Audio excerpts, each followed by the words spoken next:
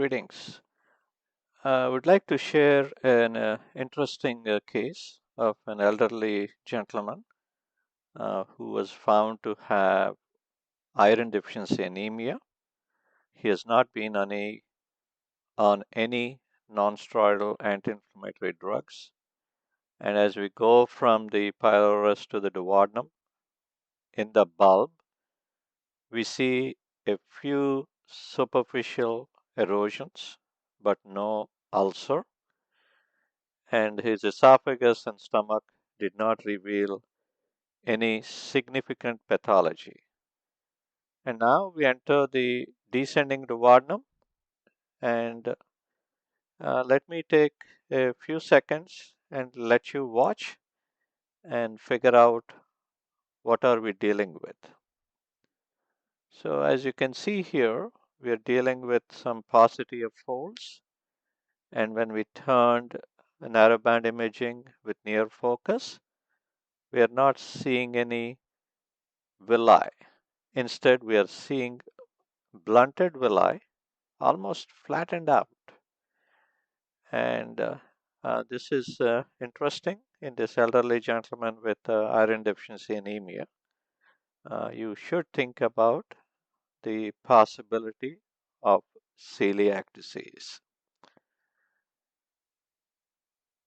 So, when you think about celiac disease, you want to confirm the diagnosis by taking biopsies from the descending or distal duodenum as well as the bulb of the duodenum or the first portion of the duodenum. When it comes to taking biopsies from the duodenum, what do I normally do? I take a regular forceps and try to take a bite from a fold, as you can see here. And by taking it from a fold, it allows me to get a better specimen for the pathologist. You also notice that I have taken only one bite, even though this biopsy forceps with a spike would allow me to take two bites. That is, if you have a spike, you can take two bites. But when you're thinking about celiac disease, you want to get a good specimen and you want to take one bite per each pass of the forceps down the biopsy channel. The next is how many biopsies do we normally take? We should normally take at least 4 biopsy specimens from the descending or distal duodenum and try to take as big of a piece as possible. And the way I try to do that is by trying to focus on a particular fold.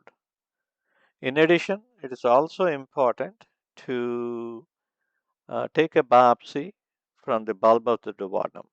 Although in this case, the diagnosis will certainly come back as celiac disease, given the obvious findings.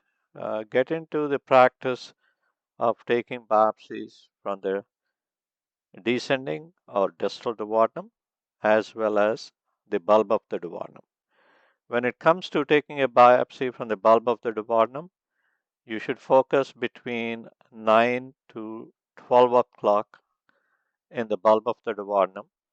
That's where the yield for picking up celiac disease is very high. So take a biopsy from the bulb anywhere between 9 to 12 o'clock. So typically I take at least 6 biopsy specimens, 4 from the descending duodenum and a couple from the bulb of the duodenum. And I would like to show you the pathology next week once the pathology is available. Thank you.